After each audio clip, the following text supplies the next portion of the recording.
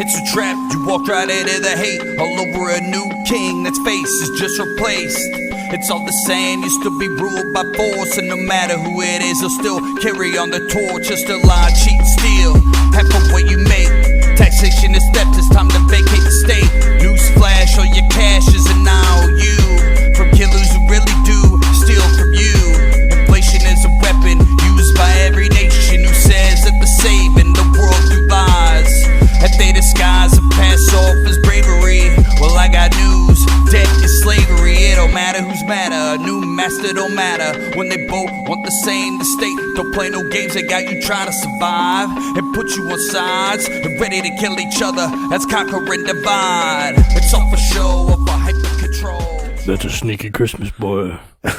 And we're back with another episode of Bows and Tusper here with you on this Sunday night.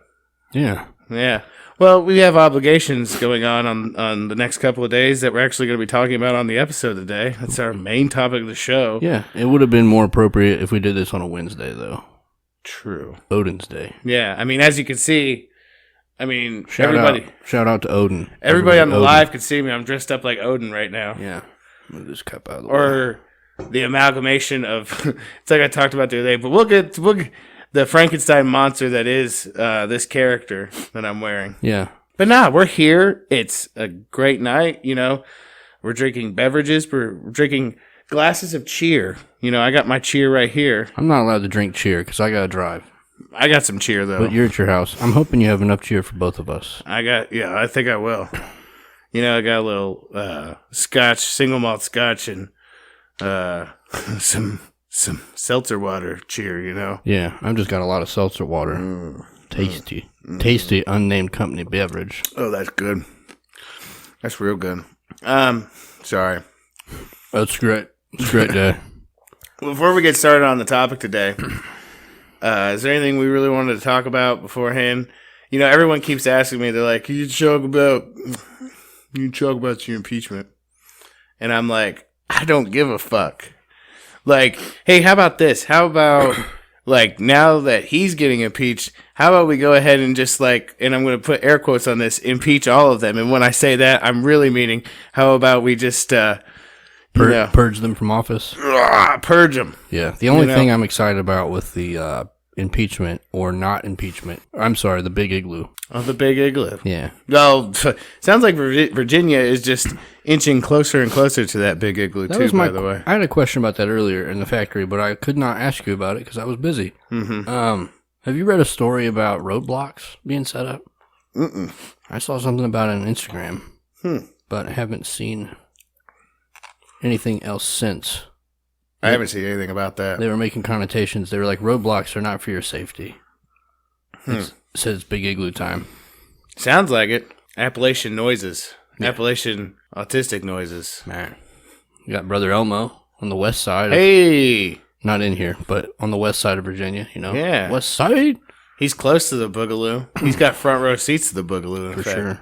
In fact, he might have to do support for the Boogaloo at this point. Hope is job one. Just remember that. Yeah. I honestly, I really don't want to talk about the impeachment because I really could care less. No. It's all posturing. I've told every single person I've talked to, I was like, this is just a show. I was like, you realize this, right? It's like, a shit show, too. It's a terrible, shitty, dumb show that I don't care about. No. I'm with you on all that. I don't think anything other than a purge will help. Like I've said a number of times before, we don't need pomp and circumstance. We need fire. Fire to cleanse these germs.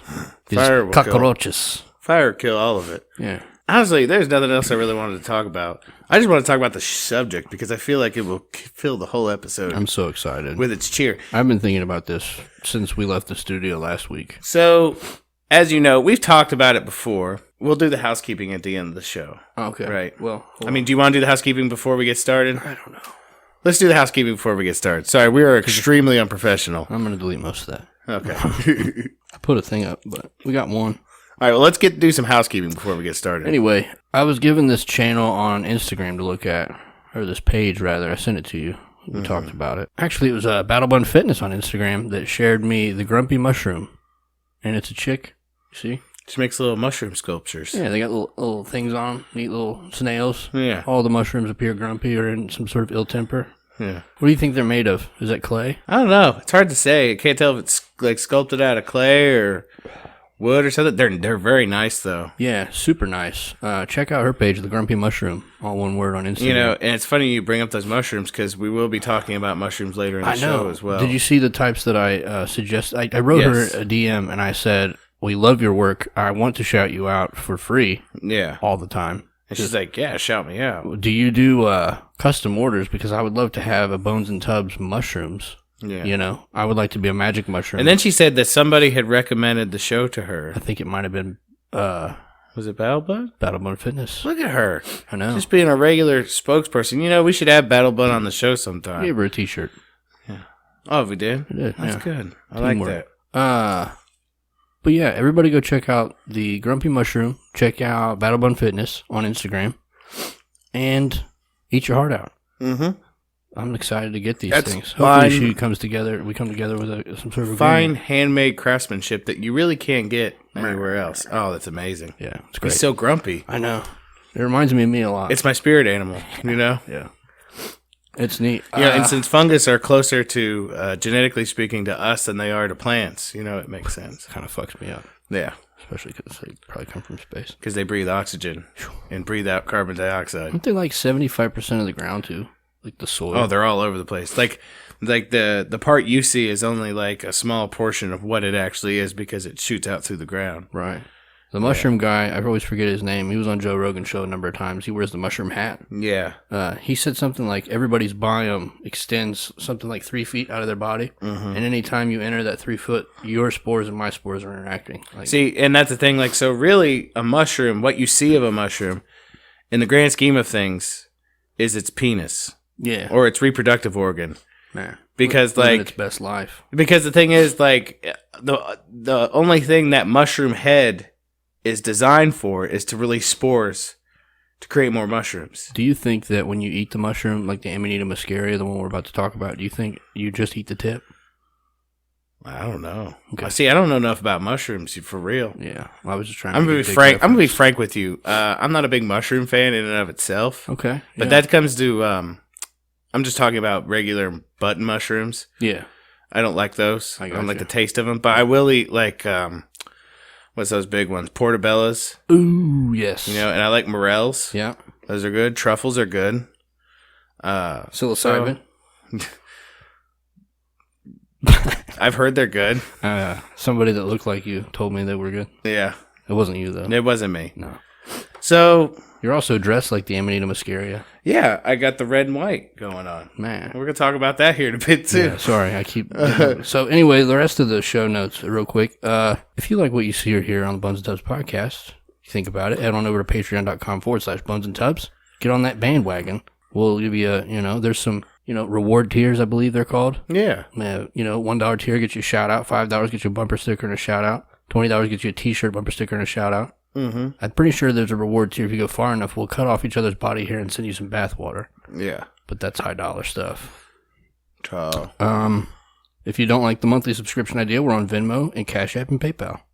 We're also on every podcatcher. We're on Spotify. Instagram.com/Bones and Tubs, Facebook.com/Bones and Tubs, Twitter @BonesTubs, and send us a long form email and we'll read it on the show. BonesandTubs@gmail.com. Is there anything else? I think that's it. Okay, I want to get started. I know, I'm sorry. So I want to. I did do one thing I didn't. I do want to do one thing I didn't mention before. Okay. And this is what I'm going to do. This is called a compliment sandwich. Oh, is there shit in it? Okay, so it is a shit sandwich, but I'm going to start it with something good. Positive. Shit. Yeah, well, positive, negative, positive, right? Yeah. Because, and this is how it's going to bookend. So, before we get started on this Frankenstein holiday that we're about to celebrate in 2 days, and you might be listening to this episode on that said Frankenstein holiday. Fucker. Here's the thing. People have been shitting on Christmas for as far back as I can remember. There's a war on Christmas. Well, not only that, there's two sides to it. There's the war on Christmas that they talk about, but then there's also, you've got the arrogant atheists, and we all know those type, who just like to love to just remind us, like some sort of fucking goddamn morning bird that likes to tweet and tweet and tweet while you're trying to sleep. They're like some faggot-ass killdeer. It was a pagan holiday. I'm aware of that, and we're going to go over that in the show today. Okay? Steven, you know. But before we get started into that whole thing, I just wanted to say that, you know, I respect people wanting to celebrate Christmas, and I think there is a reason for the season. And is it Jesus? Well, I'll get to that here at the end. It's It's a compliment sandwich. So I preemptively say, hey, as much as we're about to fucking just lay out all this crazy shit, yeah. I think there's a reason that it's still good at its core. I understand. I just wanted the eye roll. That's all I wanted. Okay. It's still good at its core. That's what I was getting at. Okay. Now that I got that first part of the good part out of the way. Preamble complete. Let's go ahead and get started. So, originally, the episode was going to be basically that Christmas was Saturnalia. But yeah, when I started... we both thought in the beginning. Yeah, when we started doing the research, though, I come to find out that it's way deeper than just saying Christmas is Saturnalia. Right. Now, if any of you don't know what Saturnalia is, it was a Roman holiday, pre-Christian. Celebrated the god Saturn, which we've talked about on the show before. Which and we how do still to this day. Yeah, there's a lot of stuff involved with Saturn, right? Yes. Now, I watched a couple documentaries about Saturnalia and just the connotations between Saturnalia and Christmas, and what I came to the conclusion was, so Saturnalia was celebrated, I believe, between the 17th and the 23rd of December, right? Yeah. And then on the 25th, they had Sol Invictus, which was the birth of the sun god, right? And they would give gifts to each other. Yes. Okay. Now, this whole, 17th through the 23rd, they would just, fucking get wild. Are we talking like a drunken field orgy? All sorts of, tree burning and gifts? Yeah, and there was, a day where the slaves became the masters, and the masters became the slaves, and they'd all have a big orgy together. You said what? Shout out Boxing Day. Okay, yeah, and that's what I said. I was like, well, the whole role reversal thing, that's Boxing Day, which is, we don't celebrate that in the U.S. No. But it is still a thing in England. Right. But what it breaks down to is people saying that Christmas and Saturnalia are the same thing, which there's two theories to that, and we talked about that too. Yeah. The two theories are the one, Christianization theory. Okay, and that's the theory that has been put before us before, that Saturnalia and Christmas are the same thing. It just simply changed names, and that it was about Jesus and not Saturn anymore, right? Yeah. But then there's the other one that I like a lot called the calculation theory. Yeah. Right? Is that for whatever reason, and now here's the thing, if someone could find where they got this date from, I'd love for you to send us a DM about it. But yeah, I want to read that shit for real. Early Christians and the Roman Church determined that Christ was conceived and died on the same day, right? Just 31 years apart. 31 years apart, of course. Yeah, it's like when I told you that the other day, you looked at me funny, like I was a goddamn lunatic. No, well, here's the thing. You broke my brain with it, because to hear it, it sounds like he was born, lived 31 years in one day, and died. I'm like, what the fuck are you talking about? Yeah. So I get it. So God incepted. Is that the right word? Inseminated. Yeah. God, he didn't give Mary a dream. No, well, a wet dream. It wasn't Leonardo DiCaprio. Yeah. He painted her. So God inseminated Mary on March 26th. So how big do you think that angel's dick was? Oh, I mean, it was an angel dick. It's got to be fucking huge, girthy, fucking fat, purple-headed yogurt sling. Yeah, not a baby's arm, but a man's arm holding a fucking man's arm holding a grapefruit. You know, man. But sorry. Wow, that was really sorry, Joseph. Okay, so basically they used basic the cycle of pregnancy to determine that since he was conceived on March 26th, more than likely his birthday had to have been 9 months. Exactly 9 months later is December 25th. Man. Okay, now here's the thing. Then this is why I think the calculation theory has more merit, or has some merit. Some scholars believed he was conceived and died on April 6th. Mm-hmm. Eastern scholars of Christianity, right? Yeah. And they celebrate Christmas on January 7th. Okay. Okay. So basically, And there's still Christians to this day that celebrate on January 7th. I know we've already put the call out for the information, but what the fuck do you think they saw that was like, we know he died and lived on the same day. Made and died. I don't know. I like that. I think that's fucking cool, like, if that was true. But here's the thing, like you said, how did they determine that? Because I couldn't find anything that said specifically, it's just like, it's like a date they decided on, right? Right. It's like they had to pin it down, and they were like... his story. And they like the whole conceived and died on the same day thing, right? Yeah. He entered this world, because in theory, when the insemination happened... I wonder... Because, I mean, Catholics still believe that life comes at the... What were the dates again? The 26th... Of what? Of March. Okay, so 3... Okay. Exactly 9 months later.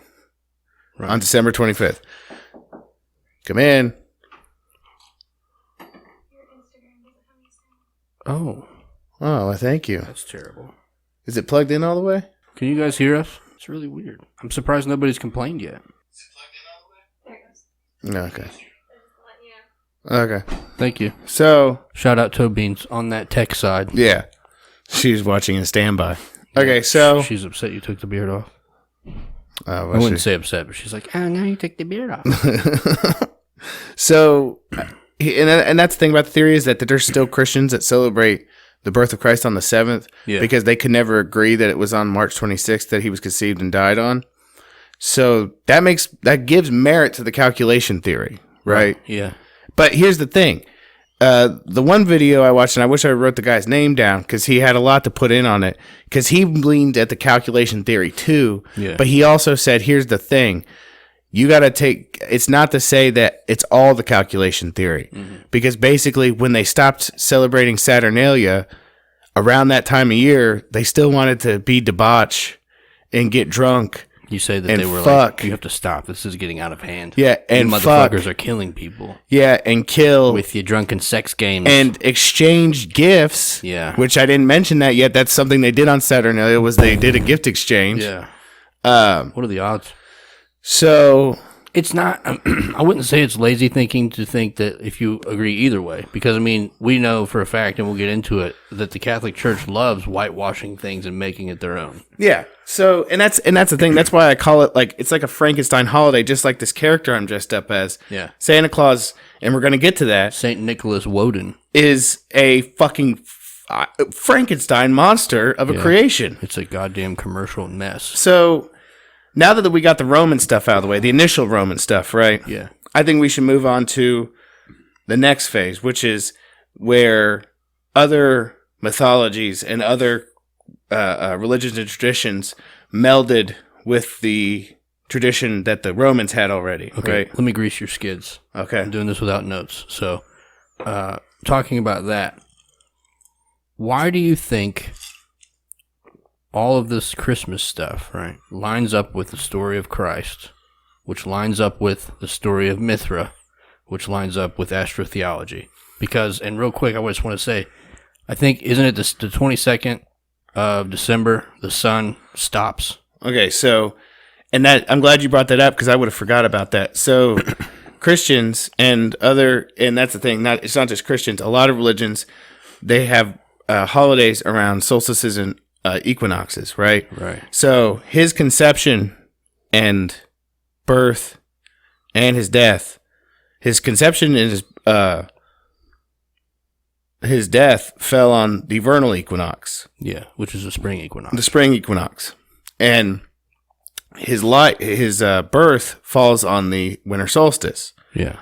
And the Julian calendar, reminded, we are not in the Julian calendar anymore. No. In the Julian calendar, yes, it would have been December 25th. Would have been the winter solstice.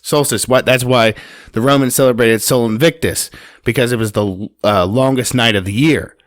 Yeah. And as far as they were concerned, it was the birth of the sun, because think of it, if the sun is born on that day, it's going to be its smallest. Right. And then as the year goes on, it gets bigger and bigger and bigger and bigger. I love the astrotheology. Everybody should look that up for a deep look. But astrotheology behind it all is that the sun dies because it doesn't move any degrees north or south in the sky for 3 days, and then it's reborn on the third day. Mm-hmm. The sun died and was reborn 3 days later. Have you heard that before? Right. And let me put something else out there, and I wanted to talk about that too, because I actually talked about it with Battlebud, and it's something I wanted to mention on the show is I don't dispute Christ's existence. I believe he existed. Right. Because it's historically admitted. And that's the thing. And there is work cited, but the thing that I point to most is the fact that I don't believe anybody could have that much of an impact on history without somebody, at least to an extent, being the person that you know what I mean? Like, well, a lot of these stories, I feel like they whitewashed his history. He changed the whole of Western civilization as we know it. His message was be a good person, but don't take any shit. Right? He was the preeminent anarchist. We talked about that. Yeah, no masters, no slaves. And then like the book that he mentioned by word when he talked about the Book of Enoch, it's not even in the Bible. Yeah, like I think they took his message and they shit all over it. Oh, totally. And then they gave him the story of Mithra. Yeah, which you could Google that if you want. The story of Mithra.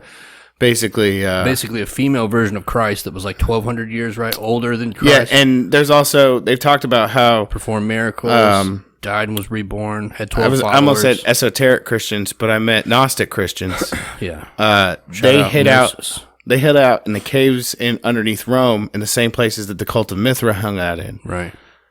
So it's weird that Mithra was a female, but a mostly exclusively male cult or like religion. Well, here's the thing. Up until like you have the Abrahamic religions, and I'm not trying to branch out from what we're talking about here, just a sidebar. That's what we do here at the Bones and Tubs podcast. When it comes to Abrahamic religions, up until then, a lot of like you look at Celtic stuff and things like that, and at the very least, a lot held women in more reverence than men, simply because women were the bearers of life, right? Right, the proverbial gateway to the other dimension. Exactly. Now, some, I would say, put them on par with each other. Mm-hmm.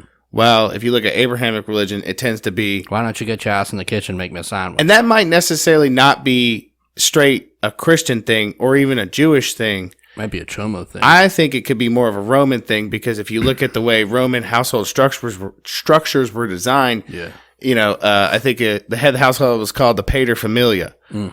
And that didn't mean father of the family. That meant head of the household. Yeah. And it was also you were a man. Mm. With a penis. Yeah. Yeah. So it's hard to say. Shout out phallic symbol. That's a chicken and the egg kind of thing. Right. But it's a good trail, I feel. I feel like we're on the right spot. It is.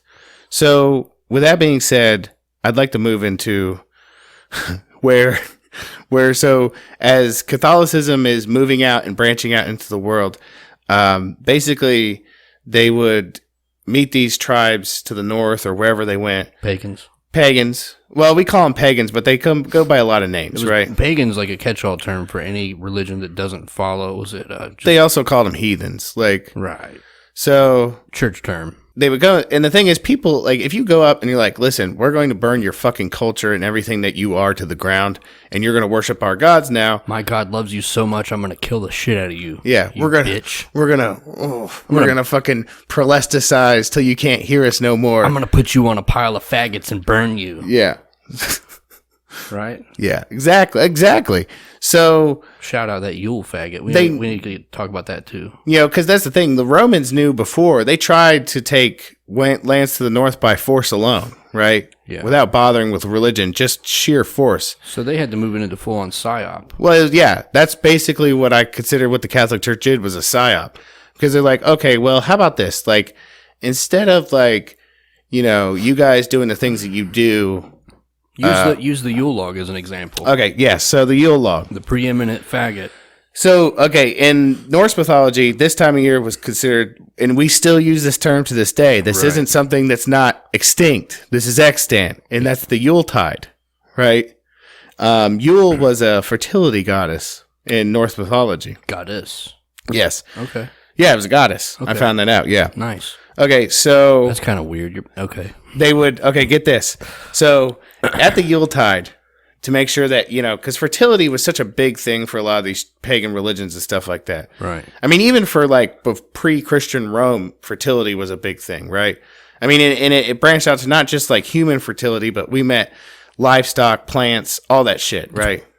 It's weird to think that fertility was such an issue back then because, like, most of our problems today are from our diets. Like, I assume that all of our forefathers had Harambe hitters when it came to balls, and they were just shooting. That's the thing. They had tons of kids, but, like, because of no medicine or anything like that, a lot of them just died of disease and stuff. So They didn't name them until they were, like, 20. Yeah. 12, rather. You know, when your lifespan only reaches to, like, your mid-40s, you know, it's going to be a bad time. He just turned 20. He's having a midlife crisis. Yeah.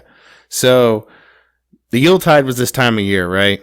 Yeah. And it followed, of course, once again, we got the winter solstice. So that's involved. But, so they would take a huge, like, tree. Yeah. And they cut it down, right? Right. And then they'd cut all the branches off of it and they'd fucking carve it into a big fucking dick. So it's neat because you said it's a goddess. Like, Yeah. I thought they were just burning a dick as a phallic symbol to, like, talk about how strong men are, but it's almost like they were like, please give us fertility. We'll give you this giant wooden cock. Yeah. So they would shape this giant wooden cock, right? And then it had to be big enough. They'd burn it for 12 days. Yeah. Now, and every single day of Yule, for those 12 days, they would put a sacrifice on the Yule log and sacrifice it to it. Christmas, my true love, give to me. So whether it be animal, human, or what have you, something was getting killed each day, right? Man. Okay, so that makes a lot of sense with that song, too. Like, well, okay, so here's the why thing. would you give your love 12 birds? This is one of those things where you have not only like the fact that we still use Yule and mistletoe, which is also another Norse thing, because mistletoe was supposedly made women vulnerable to the advances of men. So basically, it was like the prehistory Cosby. Well, Cosby cocktail. What did I put? I wrote something for this. That Jello pudding hitter. Haven't you ever had a drink of my barbecue sauce? Mistletoe, first date rape drug. Shout out holiday cheer. Everybody getting tipsy. Gotta love these notes. So basically, with all of this, this is one of those examples where, you know, the Romans came in and they're like, we don't want to get rid of your traditions because obviously you like getting drunk, you like fucking, Yeah. you like doing it, you like burning logs, you know, but how about this? Instead of doing it to Yule, which I saw something else, it confused the shit out of me. Somebody might be able to clear this up for me. I thought Yule was a goddess, but then I looked something else up that said Yule was another name for Odin. Odin's fucking everywhere, man. Listen, man. Woden's getting it in. Well, that's the thing. I was talking to Battlebun the other day about that, too. I was like, Odin has like 1,000 names. Shout out Battlebun Fitness. Yeah. So, anyways. We should have talked to Crowley. He would have known. I know. Because we asked him what he was doing for the holiday, and he's like, I'm going to burn a Yule log. Fuck yeah, he's good. I bet you big old veiny motherfucker. Big old thick.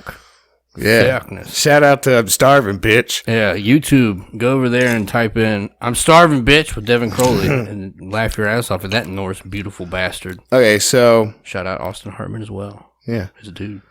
So all those things, they're like, you can keep that stuff, right? But how about this? Get this. See this penis here that you're burning? Yeah. We like it. You do it. But you're going to burn it for Jesus. You're burning it for Jesus or now. I'm going to fucking kill you. You're not burning it for Odin no more. No. Woden, God of War. Fuck Wednesday. You know, Wand Master, whatever you wanted to call him. Yeah. You know. What a bunch of fucking douchebags. And they're like, and so like even this, like the 12 days of Christmas, right? And we've heard that song before, right? Yeah. And the thing is, the 12 days of Christmas, we don't, here in the United States, I don't even think they do it in England anymore. But that used to be a thing. All right. Yeah. And you've heard the song before, the 12 days of Christmas. Christmas was celebrated from December 25th until January 7th, what was called the Epiphany. Right. Right. It was the day that they decided, here's the thing. Once again, we have something where there is nothing in the scripture about when the three magi showed up with their gifts. Yeah. But somebody decided, you know what? They showed up 12 days later and gave them that shit, and that's Epiphany. Yeah, you made that up. Yeah, it just so happens to coincide with the 12 days of Yule. Somebody's like, "Oh, thank God, we figured it out. We figured out something to put in there." Now, here's the part that really really made me start to think this is just some crazy like Frankenstein monster. Before we get away from 12, though, it goes back to the story of Christ and Mithra. They both had 12 followers. 12 days of Christmas. It's all a giant fucking mamby-pamby. So Glenlivet, Dougie. Actually, you know what? It's time for a refill. Highway Ranger said, what you sipping on? Or what you drinking on, Tubbs? Got some Glenlivet. A little bit of that unnamed What we got here? Seltzer. We got some seltzer. I'm trying to see the flavor, like lime, cherry lime. Yeah. Not a sponsor. Neither is Glenlivet, but it's so good. I can't help it. Glenlivet's got such big dick energy that I don't feel like they have to pay us. Yeah. For respect. So, okay. So, and this is the part where it starts to get a little confusing. So, England. Battlebone Fitness said cheers. Let's toast. Cheers. Bonk. Oh, shout out random water drink. Well, that's a little strong. About England had, during this time of year, before Norse influence and before Christian influence, the Festival of Fools. Right? Now, the Norse came in first. Yeah. Before the Christians. And so they started adopting things about Odin, right? Yeah. But then shortly after the Christians came in. So he became what the English called Father Christmas, right? Now, if you will. You're talking about the Santa Claus. Well, okay, so now hold on. It's not Santa Claus yet. Well, we're talking about this visage right here. Okay, this so, visage, except not as fat and jolly. Okay. Right? So if you Google search or DuckDuckGo image search for Father Christmas, yeah, you're basically looking at a two-eyed Odin. With a pentagram necklace. Wearing, the one I saw at least. Who's skinny and tall. Fit. And he looks like kind of a wanderer. Yeah. Which, that was another name for Odin. How many legs did his horse have? Well, they didn't talk about it. Well, see, that's the thing. That goes further down the line with the whole Christmas thing. Sorry to jump ahead. Okay, you're good. We'll get to that here in just a minute. I'm going to slow it down. Don't you worry about that. Okay, so, and just so you guys don't think I'm just talking out of my ass at this point, there was a papal bull by Pope Gregory, which explicitly stated that they should incorporate all pagan rituals into Christian celebrations. Yeah. I mean, in order to indoctrinate and to bring as many into the fold as they could. Right. It's the first, I wouldn't say the first probably, but the biggest maybe psyop in our history of this civilization, wouldn't you say? Yeah. I mean, it's a wide-reaching psyop. They went all the way from just violence to using brain power and then violence. Now, another note I added was there's so much stuff. Another thing about Norse mythology that we do still, and it's a big thing that you see a lot. Yeah. And it's not the biggest thing, but it's pretty fucking close. That's what she said. Is a circlet of holly. Oh, yeah. Otherwise known as a wreath. Christmas wreath. You got to have one of those on your door. Holly was revered for its magical properties by the Norse. Are we talking protection or what kind of magic? Just any kind of magic you were looking to do. Just amplify whatever you got going on? It was amplified when you made it into a circle. Shut the door. Shut the front door. So if you wanted to ward off bad juju, yeah, you would put it at your entryway. Put a circlet of holly at your entryway. Bruh. And the whole deck the halls with boughs of holly. Yeah. Is to keep the spirits away. Man, this makes me want to burn down a Catholic church, hypothetically. Okay, and just so we're clear, I'm getting to the part with Santa Claus, right? Because we already talked about Odin, right? Yeah. But there is a 3-pronged Frankenstein approach to the whole Santa Claus thing. Okay, so don't mention the fungal one until you're ready to throw me like a grenade. Okay, I'm not mentioning that one yet. Okay, that's going to be the last one. Pull the pin and let me know. Okay, so the next part of the whole Christmas or Santa myth is the more Germanic version. Or no. Scratch that. We're going to do what the Catholics tried to interject with, which was St. Nicholas. Okay. Who was a Turkish bishop. Turkish bishop? Yes. In Germany. Or not Germany. Where was he Well, no, he was out of Turkey. But we'll get to Germany here in a minute. I thought you meant he was located in Germany. I must have crossed wires on that. Yeah, we'll get to Germany here in a minute. Okay, so because all these different, since we are all celebrating these holidays around the same time, and then the gift-giving things and all that stuff are going on, each region has their own little thing going on, right? Right. So the Catholics try to homogenize it with St. Nicholas. Homogeneous. Because part of his mythos was that he went around and put gifts in children's socks, right? Stockings. He paid it. I think it's the original story is something about him paying the dowry of a woman who was poor and basically saving her from having to marry some douchebag. Oh, look at you. Yeah, he's a good guy. What's that noise? It sounded like a feral cat. Yeah. So they tried to bring him into it, but here's the thing about St. Nicholas. So another part of his legend is that he somehow ensnared and captured the devil himself. Okay. And made the devil his servant. Yeah. Okay. Now take all that. Caught him with a Pokeball. And then, yeah, right. Take all that. Okay. And put it in one of the strangest countries or strangest regions in all of Europe. My great-grandfather's homeland, Germany. Yeah. And you start getting some really interesting shit to come out of it, right? Are you talking about the Bible verses? Okay, not yet. Okay. I'll get to that here in a second. Shut the fuck up. We're going to get to that when we get to your part about what you're going to talk about. Okay, so we get Santa, St. Nicholas, right? And he has this little devil character that follows him around and his helper, right? Did it have the name already, or do they just refer to him as a devil? Okay, some refer to him as Krampus. Krampus. But most people back then called him Ruprecht. Ruprecht. Okay? Yeah. And so, like, Santa would come to your house, right? And he'd be like, you know, have you been good? You know, and if the kids could, like, tell him Bible verses and all that, yeah, he'd give them candy. Well, what if they couldn't? He would sick his Ruprecht on them.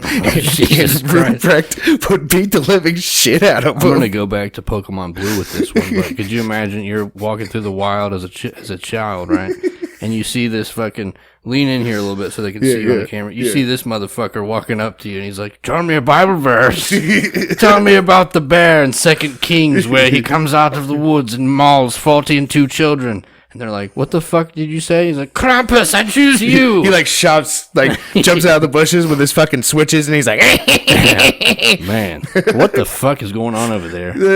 They're my people, but they are weird as fuck. Man, they are not weird. German shit porn, you know? So they're all over the place. And it was kind of fuzzy, but after a time, people stopped even in that region, like, they got rid of the notion of St. Nicholas altogether for a while. Yeah. And they just had Ruprecht or Krampus, whatever you want to call him. Yeah. But he also went by the name Weihnachtsmann. And Weihnachtsmann ended up being Santa Claus. Right? Okay, yeah. So you have this whole like evolution. It's like you said, it's like Pokemon. It's like it evolved. He went from a demon to like the one that everybody liked, right? But somehow he was like some sort of mixture. And apparently, like up until like the 18th century, there's statues of Santa Claus, like German statues of Santa Claus, where this dude looks fucking like he is not the jolly fat man you would want to meet. He's like real tall and gaunt. He looks like Gandalf, except pissed, and he has like fucking switches in his hand. Please tell me he's jacked too. I mean, he could be. It's hard to tell under that robe, but you know he's got like a 6-pack, and he's. I mean, ready to beat at least some ass. his swinging arm's doing real good. That you know, pimp hand is strong as fuck. Yeah. So, so all these things are going on at the same time, and now I'm going to let you go into your bit. Yeah. With I actually just learned something new before I came over here. Okay. I'm going to tell the same story. I don't know if anybody's heard this on the Joe Rogan podcast, but I looked it up. Lean in here, kind of out of the way. There. You got your Santa Claus, your figure here. Yeah. You got your red and your white. You know, Mm-hmm. It's going to be in the episode cover. But if you want to open a separate window or whatever it is you're using, Google image search the Amanita muscaria mushroom. It's like Amanita. Mm-hmm. I can't spell right now because it's Amanita. It's just like it sounds. And then muscaria sounds like it's spelled too. Yeah, so somehow all these Christmas stories, and I'm not necessarily talking about the astrotheological ones with the sun references, but like the Santa Claus, the gifts under the pine tree, the reindeer coming down the chimney, like all the commercial Christian, like not Christian, Christmas stories, they all line up exactly with Amanita muscaria, the mushroom. Yes. And Santa Claus, basically, like, so the first story I heard about it, It's in Siberia. These mushrooms, they grow in the northern hemisphere. They grow pretty much exclusively under cruciferous trees, pine trees. They're gifts under the pine tree, Christmas. And the shaman would dress up exactly like the Amanita muscaria in red and white outfits. Yeah, like this. Like this motherfucker. Yeah. And so anyway, they would dress up as them. They would go out and pick the Amanita muscaria. Then they would hang them from the pine trees, right? Because there's not, I mean, it's rare for you to die from it. I'm assuming it's similar to psilocybin, like it's really hard to die from the shit.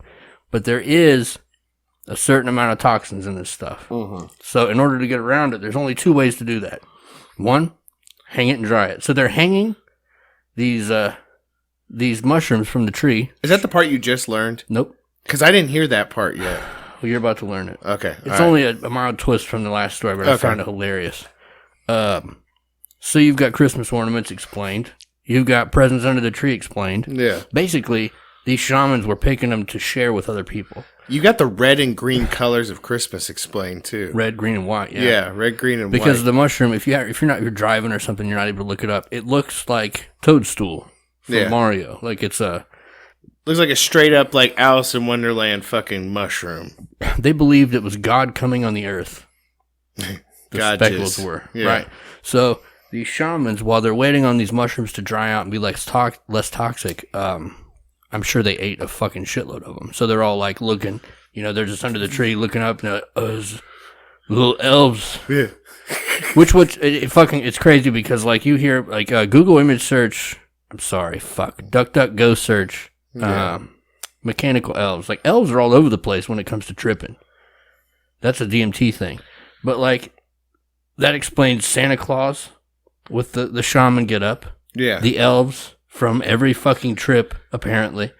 And, like, so these guys are just tripping their ass off. Well, the reindeer come in, too, because these reindeer that are out in fucking Siberia, they ate these Amanita muscaria mushrooms.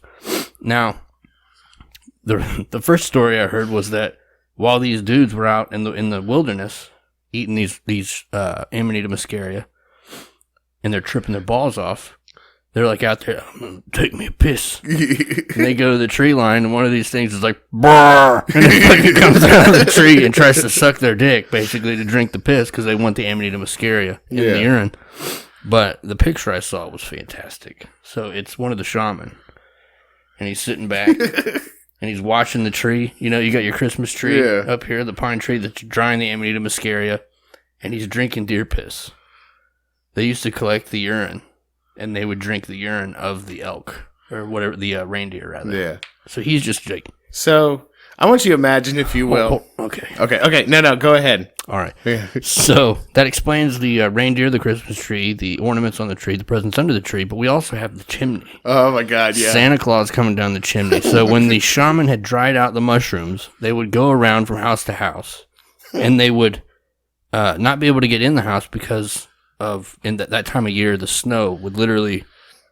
It would cover their door. Cover the door up. They couldn't get in a door or window, so they would drop the mushrooms down the chimney stack. Yeah. Presents down the chimney. Yeah. Shut the fuck up. Yeah.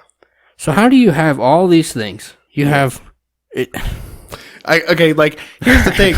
I feel like now we've gotten to a point where, and this has been going on for a while, it's a polished, G-rated version of what used to happen, right? Because imagine, if you will, your local fucking crazy dude who ate mushrooms all the time. He's walking around the woods in the wintertime. Hey, man. He obviously is going to have a long ass beard. You already fucking know. He's dressed in red and white. Grateful Dead. He's got a horde of reindeer behind him, following, waiting for him to take a whiz. Won't you piss? He's climbing down chimneys. He's like, y'all want some mushrooms? Want some presents? I mean, you're trapped inside your house. You got cabin fever. Fuck yeah, I want some mushrooms. You're goddamn right, because he wanted to talk to Jesus. So I'm gonna, now that we have all these elements, right? Yeah. I'm gonna skip forward a little bit because you have all these different cultures who are separated by space, from distances from each other, but they all have these traditions, right? When we come up into the industrial era, right, and communication becomes a lot easier. and you have people immigrating from their homelands to the United States, Right. people start bringing those traditions with them, right? And that's where like start getting the modern version of Christmas, because like you have Russians and Germans bringing Christmas trees and fucking dudes giving gifts and coming down chimneys and having reindeer. Which here's the thing: Santa's 8 reindeer, which mind you, in our time he has 9, but in the original one he had 8. Oh, even the 9th one's explained with the Amanita muscari, by the way. Yeah, well, with the red nose. He led the pack with the mushroom. Yeah. Sorry. Okay, so, and also the ties with the whole notion that Odin rode an 8-legged horse, and Santa's led by a team of 8 reindeer. Okay, that's besides the point. Anyways. Yeah, I mean, it's all a reference to Odin. So you have all these different cultures coming to America, and the shit starts to meld together. Now, mind you, there was a time, and not just the United States, but in Europe, in England and whatnot, Christmas was outlawed. Yeah, because of the debauch. It was an absolute debauch. Yeah, there's fucking murder. People killing each other, drinking themselves to death. Humanity used to be really turnt. Yeah, raping. It was just a Christ Mass. Christ Mass was fucking turnt. Yeah. Right. I think Jesus was probably looking down on everything, smoking a cigarette, and he's just like, we need another God flood. damn it. We need another flood. So, at one point in time, Christmas was banned for a very short time. Now, the Puritans are the ones who banned it, because they were like, Puritans, they were just absolute fucking stick up their asses, Bunch man. of douchebags, really. I bet they were like the... They're like the parents in Footloose, man. Like, they just...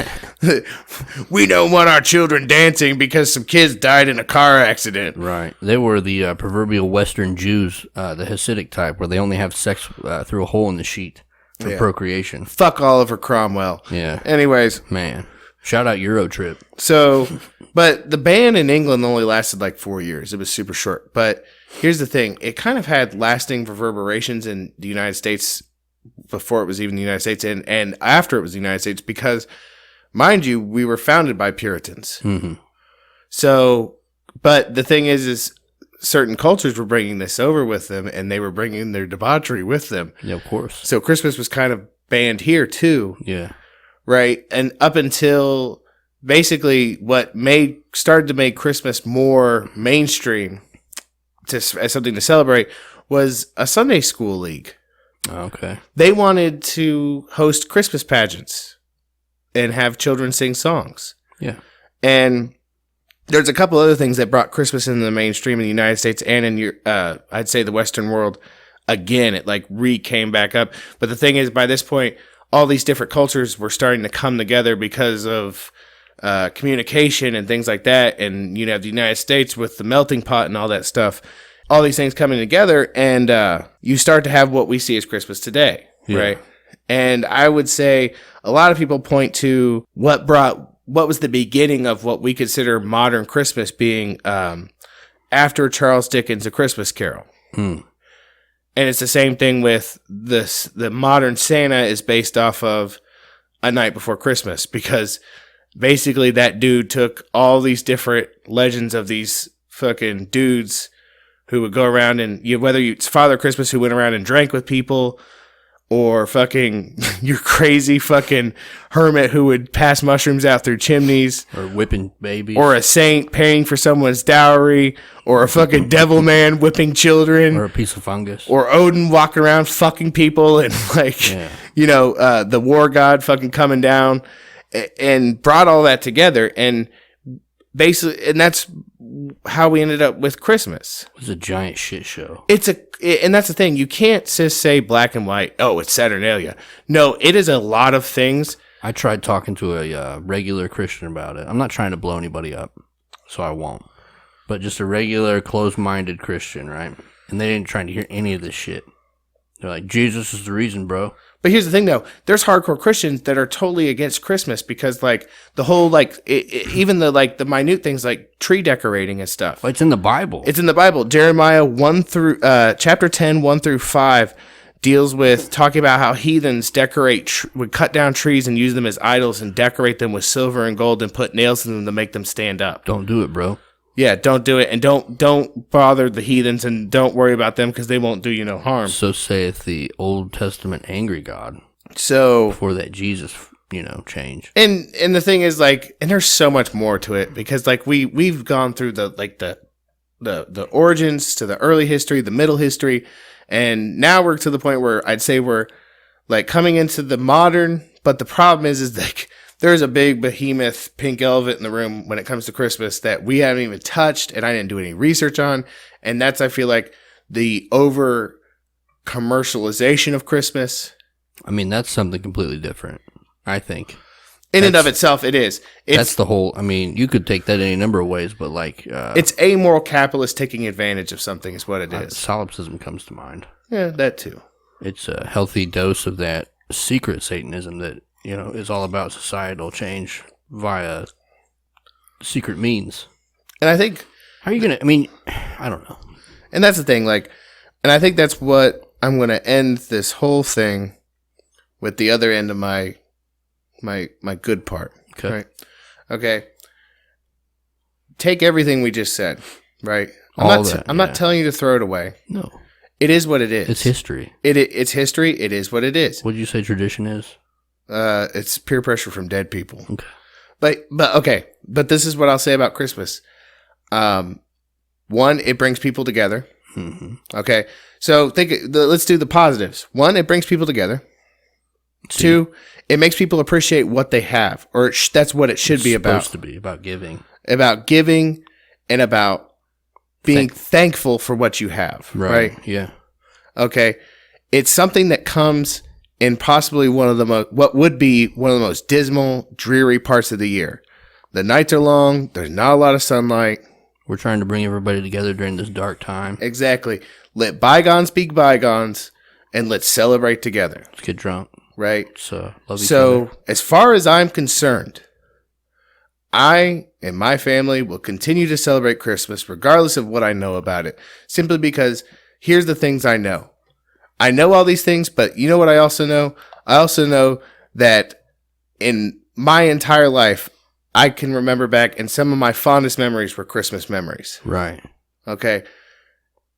I think back of all the family I've ever had. And the thing is, like, even the ones that are gone, I don't feel sad knowing that they're gone, knowing that I got to celebrate a lot of Christmas with them and got to be with them. Yeah, spend the time. Right. All those memories of being a child and remembering, like, knowing, like, for months, like, I want this present. I want this present. Like, I remember when I was a kid, it was the one thing I remember, like, the big thing was a creepy crawler set. Oh, yeah. Right? I pined for that thing for months. And they got me with I unwrapped all my presents. There was no creepy crawler set. And being the kid that I was, I feel like me and my sister were very, like, respectful, grateful kids, right? Yeah. And I didn't complain. I didn't say, oh, I didn't get what I wanted or anything like that, right? And then they hit me with what's this behind the tree? Oh, look. And they pull it out. Yeah. And it's my creepy crawler set. And I was so fucking jazzed, right? And I think there was a middle part of my life where, between childhood and adulthood, where I was trying to figure out what there was to be happy about around Christmas time. Yeah. And this isn't, you know what? Like, I'm not saying parenthood's for everybody. But right. I feel like this time of year, you should find something that makes you happy. That's one thing I noticed after I had Isaiah, right? Like, I was so done with it all. And not even because of this shit, but because I mostly learned this in the last few years. But, like, the over-commercialization had me burn out of Christmas. I was just tired of it because they're fucking starting it every year, earlier and earlier. Yeah. This year was, like, October. Yeah. But once you have that kid, you're like, man, I can't wait to see his face when he rips that box open. Here's the thing. I always overspend. I always overindulge them. Right. But but that's the thing, though. Like, where my joy when I was a child was coming from receiving gifts, my joy comes from giving gifts now. Yeah. And if that's not, like, some grand life lesson that needed to be learned, that everybody should learn, that it's better to give than to receive, then there is something fucking wrong with you. Right. You know? Like, that's all I have to say about that. You know, and regardless of all this shit we just talked about, and I know for some it might have seemed like we were shitting on it the whole time, but I think we were shitting on the idea that it's all about one thing or two things. Like, we were exposing the hidden history. Yeah. Like, I think everybody now that has heard this, me especially, and hopefully you as well, like, I will gain a new type of fucking happiness when I get to put that holly wreath on the door. Not only that, and a newfound respect for it, considering as far as Western civilization is concerned, this is a holiday that, for the most part, has been continuously celebrated for the better part of over 3,000 years. Right. In one way or another. In every corner of the northern and western hemisphere, this time of year has been celebrated. Regardless of how cold it is, regardless of how fucking dreary it is, regardless of the fact that people die and all sorts of bad shit happens and people starve to death, this this time of year continues to be celebrated. And there's something to say for that. Yeah. And that's my positive side of it. That's the nice end of the shit sandwich. Yeah. That's the nice bottom bun. Like, Top bun, I guess. And, and I think back, like, there's so many good, like, here's the thing. Regardless of whether the nativity is complete and utter nonsense, I do find inspiration in it. I think there's something to be said about it. Yeah. There's something about it, like, there is a reverence to it that I think needs to be respected. And the same, I mean, whether it's Christ or Mithra, yeah. There is something to be said about that. I like the music. I like all of those things about it. You know who doesn't like the Christmas music? Who's that? Anybody that has to work retail. I will agree with him on that. I went into the gas station the other day before work to buy a unnamed, not a sponsor energy drink. Yeah. And some unnamed chewing tobacco, not a sponsor. And said female was like, fucking kill me. Had this fucking crazy stare. And I was like, what's up? And she said, I'm just ready for this fucking music to be off. I'm going to blow my fucking brains out. Yeah. I can only imagine that's terrible. Yeah. Form of torture. After doing the research for this episode and everything, I have a newfound respect for the notion that it's not bad to say happy holidays. No? Because think about it. In the grand scheme of history, this holiday, this time of year has had many names. Right. Right? And we know people. We just talked about Devin Crowley earlier. Yeah. Okay, as far as he should be concerned, me sitting here in this Santa Claus outfit could, in theory, be offensive to him. Because I'm sitting here dressed like, but you get what I'm saying, though, right? Yeah. Like, I'm sitting over here dressed like one of his main deities. Right. The commercialized, bastardized version of it. I might as well be wearing an Indian headdress as far as some SJWs would be concerned. Well, I don't think there's many SJWs involved in Norse paganism. I think their dick energy is so strong that they're looking at you like, I see what you did, bro. Yeah. Because, SJWs would see this as cultural appropriation. Yeah. Right? Fucking eat a gun. Hey, it's the holidays. Kill yourself. Yeah. You know? So, but the thing is, I don't think it's bad to say happy holidays. I think it's a general term, and it doesn't hurt anything. And it goes for, like, anybody that says there's a war on Christmas. The only war on Christmas that will ever exist is the one inside your own mind. Yeah. Because as long as you continue to celebrate it, and as long as you hold it in reverence and do the things that you do, spend time with your family, give gifts, receive gifts, be merry, eat food. If you want to tell yourself that all this symbology is all about a Middle Eastern fellow that the church changed the message on, like, go be miserable by yourself. Christmas leave the rest of us alone. The notion that Instagram Live, and we're back. Yeah. Say hey in the comments. Let's bump this thing up. So, and that's the thing, like, the whole notion of the war on Christmas, like, one, it's a complete, it's all in your head. Right. Right. Like, because as long as you, like, here's the thing. There are right now, like, consider yourself grateful that you go out in the street and say Merry Christmas to whoever you feel like, right? Yeah. Because let me tell you something. You go to fucking China right now, and you tell somebody on the street Merry Christmas, yeah, you're liable to get arrested. Man. I mean, think about it, dude. Yeah, no, for sure. You're crying because people tell you Happy Holidays and they put the shit on a stupid Starbucks cup. I was thinking about the various forms of draw animal that they use on the sleigh for various cultures. Oh, okay, yeah. I forgot about that. I like the Japanese one that Battlebun Fitness at Instagram.com. She told me about the Japanese one. Which was this? It's pulled by kitties. Really? Yeah, I didn't know that. It's fucking fancy. Okay, but you know what my favorite fancy is? Feast. So, I found this out the other day. Our friends down under. You're talking about the Australians? Yeah. The ones that haven't reached out to us yet? Yeah. And if any of you know any Australians, you really should push the show on them because, like, I feel like we have a love for them that needs to be shared. And we have questions. I have questions at least after we talked about that STD that's going around down there. Yeah. According to them, Tobin's gave it to me. It was Christmas traditions around the world, right? Yeah. And Australia, of course, had some interesting things.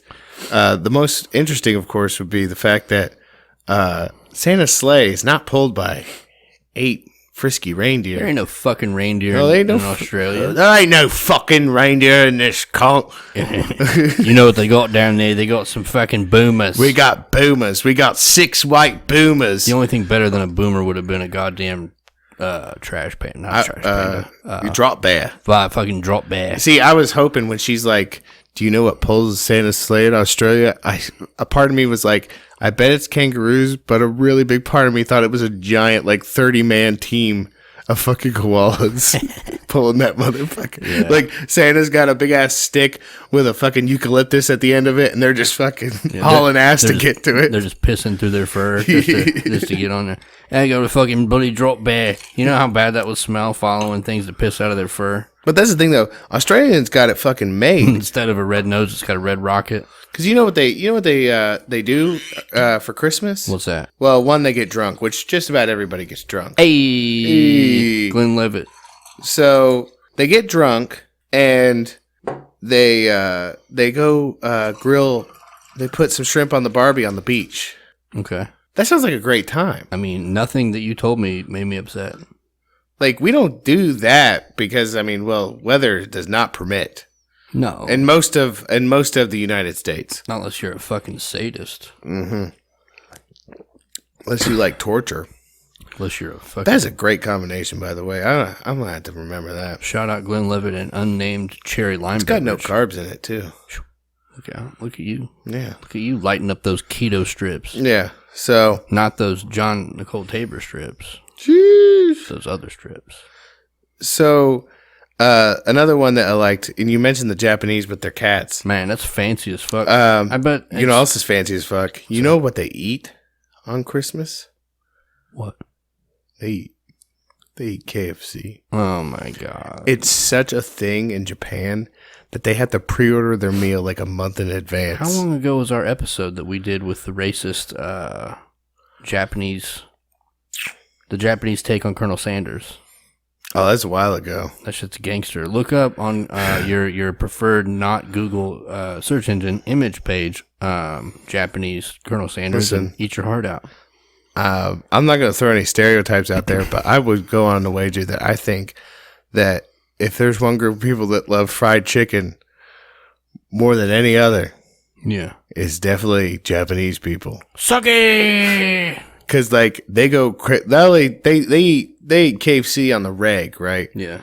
But they also, like, that's their Christmas dinner. And the more I thought about it, I was like, man, what the fuck are we doing? Like, I love ham. Don't get me wrong. Ham's good. But if you threw a bucket of chicken in the mix. Right. Either way, I win because I'm all about that mountain of mashed potatoes. Okay, yeah. Bro.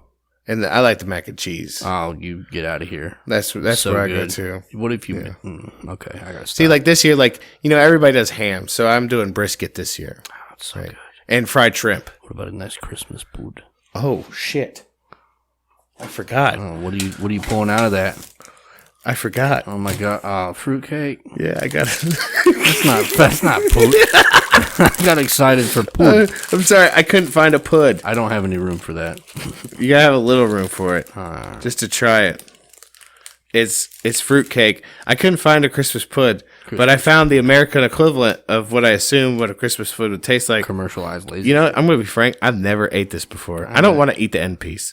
What have we got in this motherfucker? I don't even know, man. It doesn't smell good at all. No, it smells like cheese for real. I'm not trying to eat cheese bread. No, it's actually not bad. But I mean, it's like whatever. It's like tastes like I imagine, like, if you took Starburst and put it in a bread mix. We got some walnuts in there. There's all sorts of stuff. Man. It's actually... It looks like somebody took a bread bake and they puked in it.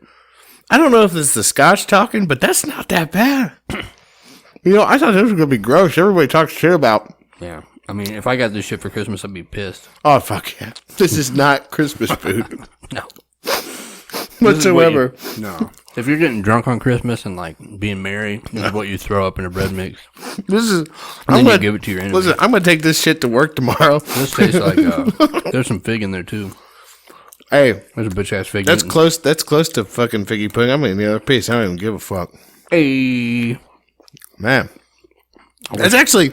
I've never had this shit before. No. I've always been told it's disgusting. I lived 32 years and never put this shit in my mouth. But it's not that bad for real, dude. Like, I gotta go. This is too much. Maybe it's because, like, I haven't had too many sweets here lately, but, like, This shit ain't bad, man. Damn. I mean, it's got... Here's the thing. This is what I will give. And it's probably why people think it's fucking disgusting. The texture is so, like... Yeah.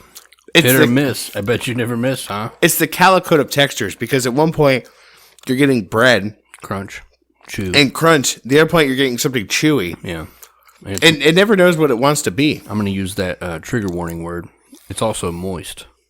It is super moist. It's incredibly moist. Like, this is not a spongy cake at all. No. It is like a dense cake. Man. What are we doing with our lives right now? I totally forgot. Here's the thing. When I went and got this, there was like a bunk cake style one that actually kind of looked appetizing. Okay. And then there was this one, and I was like, I gotta get that one. Yeah. I was like, because it looks fucking gross as shit. I gotta read this ingredients list. Oh, probably there's some bullshit in it for real. I mean, that's fine. We got pineapple. Oh, okay. Eggs, orange peel, walnut pieces, vegetable shortening. Oh man, shout out TBHQ. TBHQ. It's a preservative that causes asthma. Oh, coffee. High fructose corn syrup. Gotta have that corn hitter. Mm-hmm. Salt, dextrose, natural and artificial flavors, cornstarch, propylene glycol. Hey, I think that's antifreeze. Nice. Sodium acid, oh Jesus Christ, pyrophosphate, sulfur dioxide, baking soda, sodium benzoate, potassium sorbate, sorbic acid. This thing's preserved for days. I know. This is the only thing that could outlive a cockroach. We're laughing about it now, but, probably no Boogaloo happens in a couple months. All we got left of these fucking fruitcake loops. We got fruitcakes. That's all we got left. I think if I close my eyes, I can really taste the beta APO8. Can you taste the beta APO8? It has an aftertaste that I really am not care for. You think it's the beta APO8? You don't get rid of it, though? The scotch. Oh, yeah, I don't have scotch, so I'm going to put you back. How fast do you think you could eat that if there's money on the line? How much money? $5,000. Well, John Nicole Tabor hit us up in the DM talking about $2,500. $2,500? Yeah, cash. Can I? Is there like a time amount? I'm gonna say you've got to eat it in less than 2 minutes. Oh shit, that's rough. It's so dense. Yeah, it's definitely thick. Imagine. Now you give me 5 minutes. I think I could make it happen. Now you wouldn't want to videotape that because it'd be. Nah, listen, there's things that should never be seen. You spit on it. Shit, what's he doing? Like fucking. Like there's some like Lovecraftian fucking like extra dimensional shit going on to make sure that I eat that. If you give me fucking $2,500, I get it, man. Like fuck. But no, it's way too dense to eat. Man, y'all wild, y'all tripping. That's fucking crazy. There's no fucking way. I almost forgot about that. That would have sat down there for months, and it would have been fine. Yeah, because half the fucking ingredients are preservatives. It would have been July, but like, what the fuck is that? It's 2026. What is this? What is it? What's the sell by on this? Just out of curiosity. Well, they have to put one on there. Like they put an expiration date on water. What the fuck? The sell by is June 1st, 2020. That is exactly probably 6 months from now? That's probably a year after they made it. Oh, If you've noticed that with water, they put it. I think it's like a year after they manufacture the water in the gallon. Yeah, here's the thing I'm going to say, though. And I know, like, we've been shitting on it. It's still not that bad. I thought it'd be way worse. That's the keto talking, my dude. I thought it would be fucking gross. Yeah. Like, I thought it would taste like, you ever gone to, like, an old person's house and there's, like, a smell and it's, like, a mixture of, like, potpourri and dust? Yeah. Like, I thought that's what fruitcake would taste like. Okay. Yeah, I get But it. really what it tastes like is... Sadness? Well... Sadness and mixed fruit with a nut in there? It is a little sad. No, it's sad. But... I'm sad right now. Here's what they did. It tastes like they took a bunch of canned fruit, right? Dehydrated it. It tastes like poverty. Yeah, dehydrated it, rehydrated it, and then put it in like the densest pound cake batter you could imagine. The leftover. And then baked it. This tastes like poverty. I now know what it's like to live in Ingles Corner. You think there's some people eating fruitcake down in Ingles Corner? Listen, man, if I can drive through your town at any time of year and it smells like you just took a piss in a coffee can, yeah, you're eating. First of all, this is what I'm going to say about that. I'm pretty sure Popeyes is cheaper than this, and I would sooner have a Popeyes than I would ever eat a fucking fruitcake. Well, it's infinitely easier to steal. I'm assuming you got that at Walmart. Yes, I did get it at Walmart. Poor people are stealing that shit left and right. Well, I feel like keep their babies alive. I feel like this is only made for people over 70 years old. Yeah, I want to go to Walmart and get some fruitcake. Yeah, they can't actually take a bite out of an apple now. So this is the only way they can enjoy fruit. Oh, fuck old people. That fucking Glenn Levitt's got him. Glenn Levitt pushed you right over the edge. Oh, no. Yeah. Oh, no. Man. Sorry about that, everybody. Everybody just listened to you fucking devolve into madness for a hot second. Because old people can't chew freaking. I just picture an old person with their teeth pulled out and they're trying to gum this shit down. Some old dude's listening to this show right now. He's like, "You son of a bitch!" Just keep Jeff Snow alive. We didn't know he bought this. He buys pounds of this. Yeah, to go with his fucking chicken chili or whatever. His fucking bean soup and cornbread. Oh my god! I'm gonna put $1 on that says it comes out looking exactly the same way as it did when it went in. There's very little digestion. I was like, knowing my digestive system, yeah, it might actually come out better than it is now. Oh my god! We gotta tap out here, my dude. Yeah, we do. We got work tomorrow. Yeah, we do have work. I gotta edit still. You gonna do that tonight? I'm gonna do at least half of it, I think. Okay. All right. Well, that wraps it up for the show. I hope you guys enjoyed it. We definitely enjoyed it. Before we get done, let me do this real quick. Slam it. You guys see this shit? Yeah. He just took Glenn Levitt straight to the mouth. Ooh. I'm not. I didn't want to choke on the ice. That was the problem. Well, it looks sharp, some of it. No, it is. It's home sitting, you know. Yeah, I get it. It's got edges. You got like your cubed ice, your crushed ice, and then you got your fucking Eaton, Ohio razor blade ice.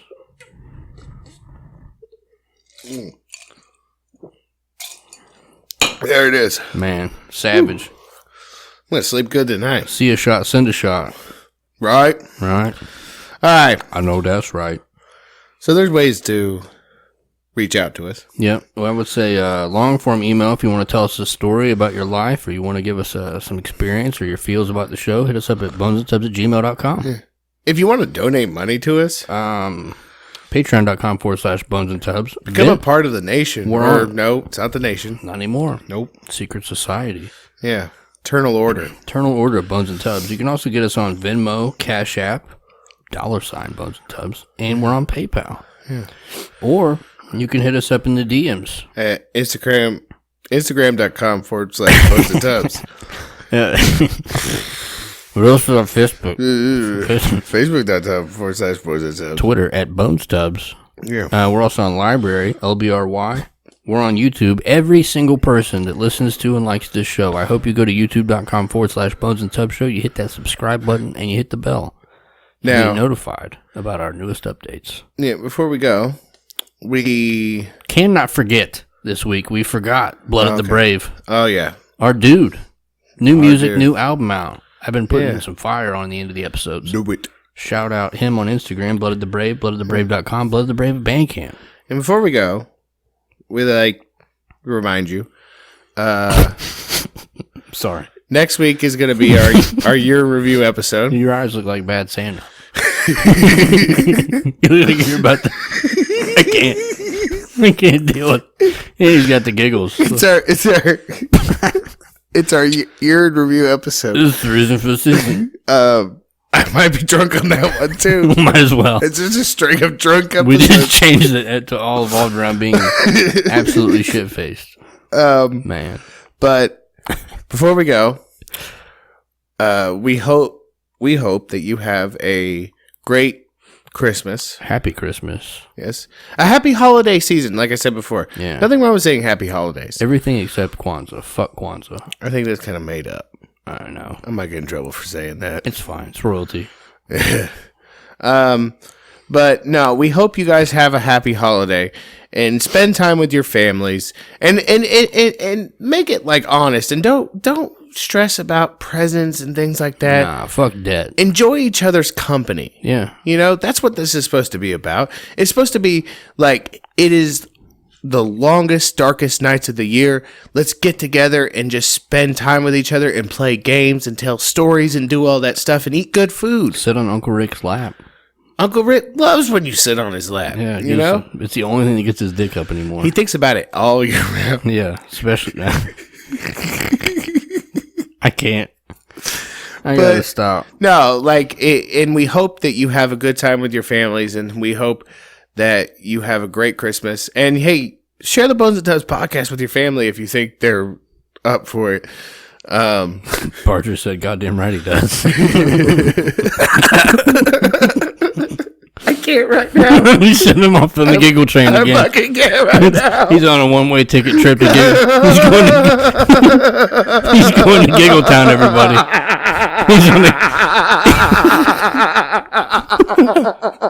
He's going to Giggle Town on the Giggle train. No. Oh, shit the bed.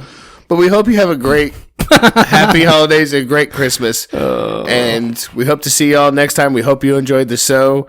Between now and then, we will see you next week for our year in review. Merry Christmas. Happy holidays. We love you. We really do. The bad thing about being honest, the straightforward and doing that is people know where you stand and they try to take advantage of you. They take advantage of your good nature.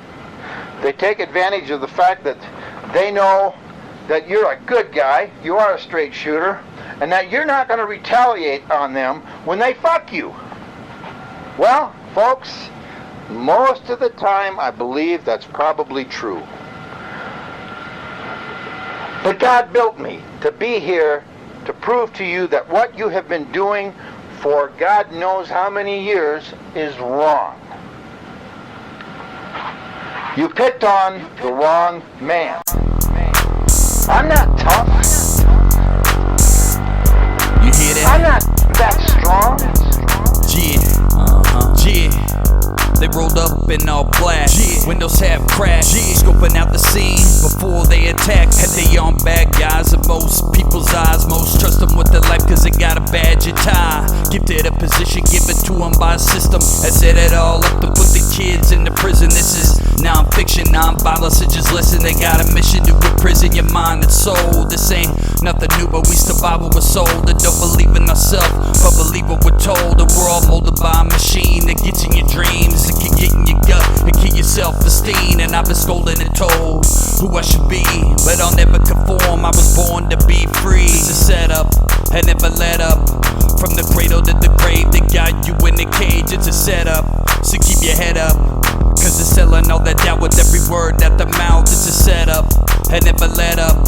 From the cradle to the grave, they got you in the cage. It's a setup, so keep your head up, cause they're selling all that doubt with every word at the mouth. Giving numbers of birth, yeah, that's a fact. Deny it if you want, but I'll do the math. I face facts and understand. Had to overstand the plan with my mind intact. And I got more than a plan, I got hope and belief, dreams and faith, and know damn well that's what they want to take. It's a weapon, fear is aggression, and they plant it in our minds to the point we can't find a way out, a way in. And anywhere you go, you'll see a many men over there and everywhere They're armed and prepared to do whatever it takes. They don't play fair, that's a jump out boys with the plastic toys draped in all black, ready to bring the noise. A setup, and never let up. From the cradle to the grave, they got you in the cage. It's a setup, so keep your head up, cause they're selling all that doubt with every word out the mouth. It's a setup, and never let up. From the cradle to the grave, they got you in the cage. It's a setup, so keep your head up, cause they're selling all that doubt with every word out the mouth.